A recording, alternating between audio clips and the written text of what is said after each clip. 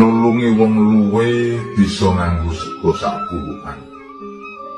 Nulungi wong kodanan bisa nganggo payung godhong gedhang. Nulungi wong sedih bisa nganggo manise omongan. Nulungi wong rekoso bisa nganggo donga sakecapan.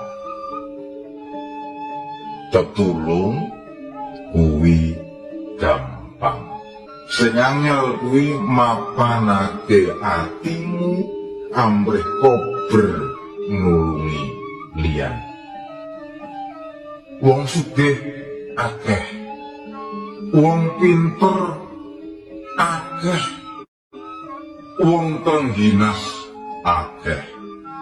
Sing langka kuwi wong sing gelem ngrumangsani yen kodrate pancen kudu urip bareng wong akeh.